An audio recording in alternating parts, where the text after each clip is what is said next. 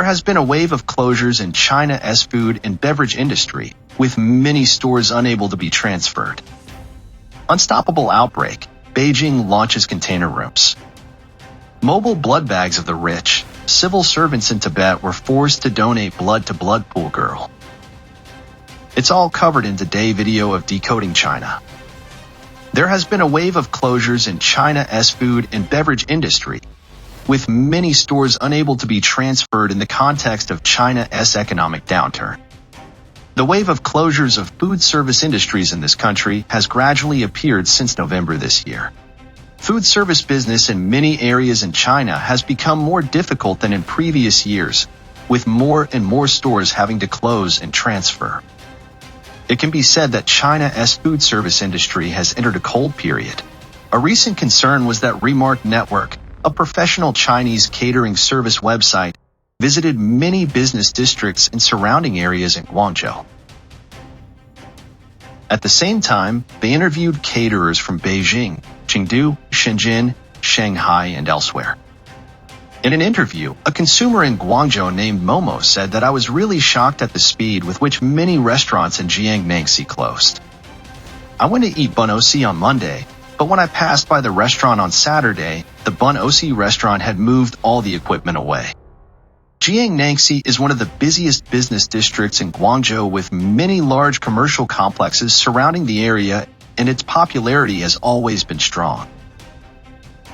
However, netizen Momocho said that a few days ago, she discovered that a noodle shop that closed in August in Jiangnan still has no one taking over. When walking along the more than 2-kilometer-long road in this area, you can see more than 10 closed shops, including braised pork roll shops, fried chicken shops, Thai food shops, pork intestine porridge shops, and grilled food shops. Most of the closed stores are private stores. In addition, there are a few chain stores on Guangzhou's South T Street that appeared to have a store reform when someone from Remark Network visited. In the area, there are 6 tea shops being sublet and 3 to 4 shops having fences around them. According to the report, the decline of the food service industry is not limited to Guangzhou, but also appears in other regions such as Shenzhen, Beijing, Chengdu, Guizhou, and Changsha.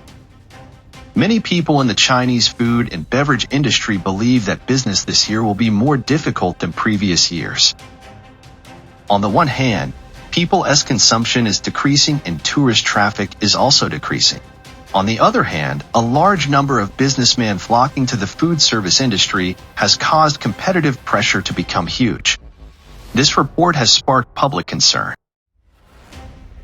Epoch Times quoted some netizens commenting as follows. A netizen said that the price war has become fears on items such as coffee, tea, noodles, and fast food. Businessmen have applied measures such as discounts, promotions with meals and discounts for group purchases. This price war not only damages the food service industry ecosystem, but also accelerates the trend of store closures because competitive pressure is too high, while there is no price ceiling. According to predictions, by the end of December this year, this industry will see a wave of large-scale closures. Other netizens said that renting a store can cost tens of thousands of yuan. Electricity and water bills are also expensive, leading to increased food service costs. If business is not good, it will quickly become unsustainable. Now everyone saves what they can and only spends what they need to spend. This is the general situation of the Chinese economy. Netizen Taishanstone said, 8 out of 10 restaurants downstairs from our apartment have closed, not because people don't want to work, but because the market is so bad. It is also due to the too strict supervision of relevant departments. For example, if a noodle shop is fined 10,000 yuan, how can this noodle shop not close? There are many unemployed people in this industry, and more neighbors around us are being let off early for Lunar New Year holiday by their companies. If this situation continues, it will certainly lead to more instability. Unstoppable outbreak. Beijing launches container rooms. Starting in October this year, the pneumonia epidemic broke out throughout China, mainly children. However, now the epidemic has spread to adults. Many patients have mixed infections. The number of severe cases is increasing. Hospitals in Beijing, Tianjin, Shanghai, Hangzhou, and elsewhere are overloaded. Primary schools were closed. Some hospitals had to use mobile containers as temporary infusion rooms. People in mainland China said there have been many deaths. All have the same cause. A cold leads to myocardial infarction and death.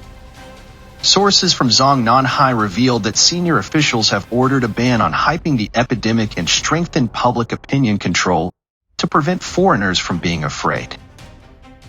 The Chinese Communist Party government's Epidemic Prevention and Control Agency is using the names bronchitis, colds, and mycoplasma infection to talk about the epidemic, while pretending that everything is normal. The outside world is worried that the Chinese Communist Party is covering up the truth about the epidemic again, because many children's mycoplasma tests are negative, and they also develop white lungs and typical symptoms of COVID-19. Therefore, the whole world is paying attention to this epidemic in China and is worried that history will repeat itself. Previously, the COVID-19 epidemic originated in China. The Chinese government has time and time again covered up the truth, creating disasters for the world. The International Society of Infectious Diseases issued a warning to scientists around the world, but at that time, the Chinese Communist Party opened visa-free access to 6 countries, leading to many patients being infected. Mixed infection. After a 3-year-old girl in Hangzhou, Zhejiang province was infected with 5 viruses. It has been reported online that people are also simultaneously infected with 5 types of viruses in Heilongjiang, Gansu, Hunan, Hubei, and other places. These 5 viruses are Mycoplasma influenza virus, pneumonia, respiratory syncytial virus, adenovirus, and Coxsackie virus. Many netizens believe that the cause is the vaccine, which means the immune system has been destroyed by the vaccine. Without immunity, viruses and bacteria can attack the body. This is very scary. The body's immunity is the only defense against disease. This barrier has been destroyed by vaccines. Vaccines have disrupted the immune mechanism, allowing all types of diseases to invade. Former Chinese media employee Mr. Chu Lanqian posted an article on social networks saying that the Chinese government's disease prevention agency is replacing sensitive words. New coronavirus words are transformed into terms such as bronchitis, pneumonia, flu, colds, and mycoplasma infections. Mr. Chu Lanqian said, in Dalian, people started to die because the epidemic was too serious. I asked my friends in Dalian and everyone was scared. They don't dare talk about the epidemic. They worry that their phones will be tracked. On November 21st, it was reported on the internet that Beijing's health system was definitely on the brink of collapse. Doctors who had worked at the children's hospital for more than 10 years were shocked because they rarely saw more than 1,000 patients a day. However, the current approach of the authorities is to promote some unrelated interpretation of the term and pretend not to see, not to hear, and do nothing. It was reported on the internet that Shanghai quickly reached its peak with 400,000 infected people in one day. All 100 medical staff at the emergency department of Shanghai Zhongshan Hospital were infected, and their family members were also infected. There are also doctors, nurses, and relatives of patients who are infected. The Women's and Children's Hospital at Peking University launched a mobile container room as a field hospital for temporary infusion on November 2nd. In addition, Hebei also opened a field hospital. Mobile blood bags of the rich. Civil servants in Tibet forced to donate blood to pool blood girl. This story has received a lot of public attention.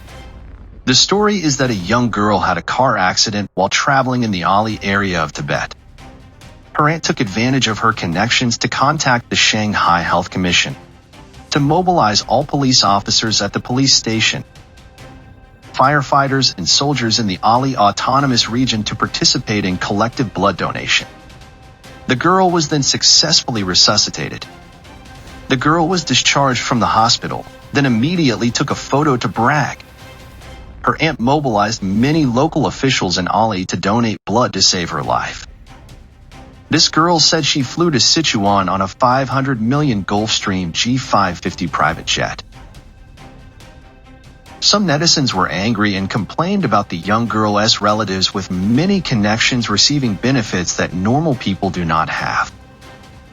Not only do civil servants work hard, but are they also mobile blood bags for the rich? Netizens were dissatisfied with the young girl, so they investigated her aunt's background. They discovered that her aunt's name was Udiem Hong, who was secretary and director of the State Administration of Traditional Chinese Medicine. After the incident spread online, netizens called the young girl Pool Blood Girl as a sarcastic comment. Thank you for watching. See you in the next video.